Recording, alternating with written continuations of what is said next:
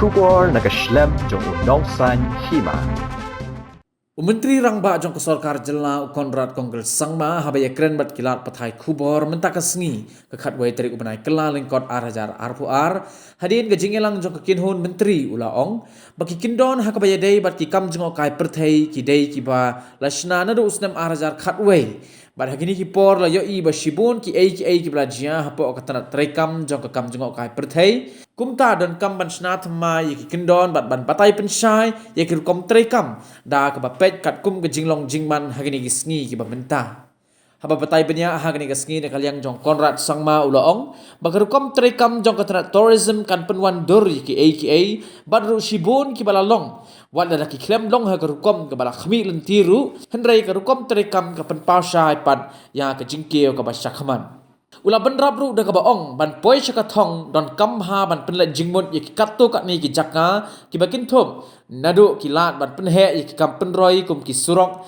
ki jingdon kam paj ba kum ki pankhana ke boarding ke babiang ke jing pen klan bat penthikna ye ke jingyada jong ki nongwan Jngohkai perthai. So today in the cabinet meeting, we had 11 agendas were taken up in the cabinet meeting today, and one was the tourism policy of 2023, which was passed today in the cabinet. Second was the Meghalaya state organic and natural farming policy. Third was the printing of advertisement policy. Adopting of the advertisement policy, the Meghalaya advertisement policy 2023. Fourth was the nominations for or approval for the Meghalaya Day Award 2023. Fifth was the Drug Reduction, Elimination and Action Mission, which we are calling DREAM. So these were the major agendas that were taken up.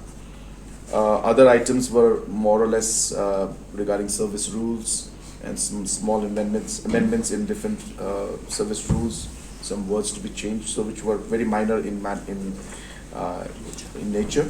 But these were the major points.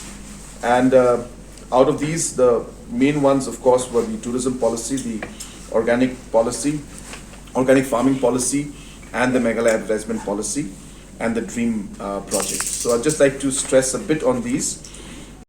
The idea is really to give a proper shape and structure to the overall tourism sector, keeping in mind the current situation that is there in the overall sector. Now, what we see is that things are happening in tourism. A lot of things are happening, but then this not happening in a systematic and structured manner. And the policy is basically meant to give a complete shape to the entire process in which we want the tourism sector to grow. And therefore, we have realized that we need to look at aspects of, say, for example, sustainability. We are seeing that in many parts of the world where we want sustainable tourism to be there are certain guidelines as to how people can visit or should visit certain locations. So, for example, in the Living Root Bridge, is it good to have 1,000 people standing on the bridge every day, or should it be controlled in some manner? So therefore, the policy will then define and look into these aspects on how to ensure that the sustainability of these kind of aspects. What I told you is just one part of it, but I'm just giving an example. There's going to be many aspects to it. So how do we make it sustainable, and how do we make it a responsible tourism? How do we ensure that employment generation and entrepreneurship is achieved? How do we ensure that the local people are involved in the entire process? How do community participate in this aspect? How will the use of technology be to ensure that we're able to promote tourism in the best manner? And also how the different departments will work together to ensure that at the end we are able to really synergize between the different departments and get the maximum output when it comes to the tourism sector in terms of livelihood and in terms of sustainability and all the other aspects that I have mentioned. So this is what this basic tourism policy looks into. And of course, to achieve these ideas and these goals that we have, certain areas will have to be focused on. So for example, we need to focus on creating the right infrastructure in many areas. That means rooms, that means roads, that means public facilities and utilities, so on and so forth. We need to also ensure that we're able to create better circuits, and we're able to improve the overall capacity of the people who are involved in the tourism sector. Say for example, the drivers who are driving the taxis, or the guides who are are guiding the tourist. Shouldn't we have a proper training program for them? Should we have a proper mechanism in which they are certified maybe, and how they should be interacting with the tourist? So these capacity building aspects need to be looked at. We also need to see how we'll promote tourism as a whole, what kind of programs to have, how to do the marketing and branding, how to see that we'll be looking at the safety of tourists, how to ensure that tourists are safe when they come here, how community can participate in this whole thing. So all these aspects are there. For example, we also don't have certifications, we don't have standards. So for example, a particular, say, a homestay, if it's certified by, say, the government of Meghalaya or by the tourism sector, the tourism directorate, it'll ensure that it builds up the confidence among the tourists also to stay in those locations.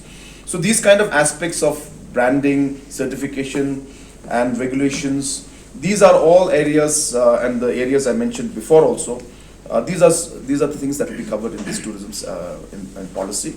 And as I said, the idea is to really give it a proper shape and ensure that we structure the entire sector in the process in which we move forward. This is the tourism policy 2023. As you're aware, the last tourism policy was made in 2011, and since then the tourism industry and the sector has changed a lot, and hence we felt the need to improve it and adapt it to the current situation.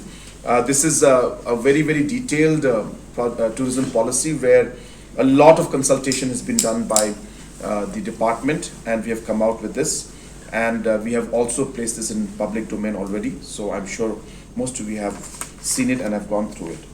Increase the overall the contribution of the tourism sector into the GDP. It is, of course, I don't have the exact numbers right now with me, but it is below 10% in terms of the contribution to this to the entire GDP as state GSDP.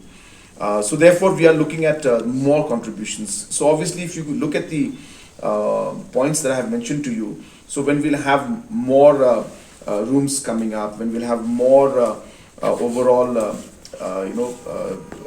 the guides coming up, or taxis coming up. So obviously all of this and flow of tourists coming in, different activities happening, all this will lead to the contribution and the revenue of the public as well as the government going up, and we obviously expect to see having a huge impact on the overall GSDP of the state. So numbers, of course, we don't have numbers because these are things which are not simple to calculate. It's very complicated. But definitely, the whole idea of having the structure and this policy is to ensure that the contribution of the sector is much more than what it is today.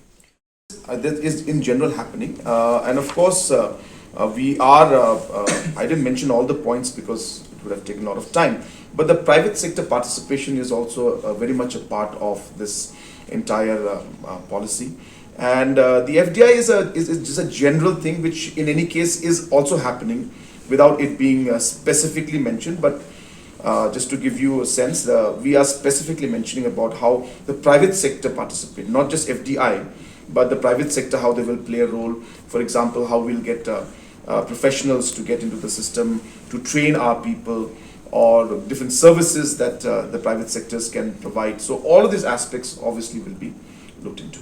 So has to have the involvement of the private sector.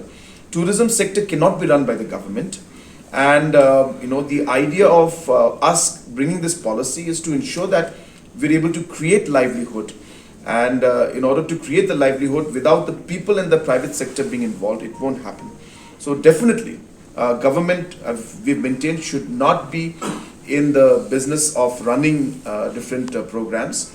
we should be providing and we should be only facilitating the entire process, and the rest of the things should be done by the private sector.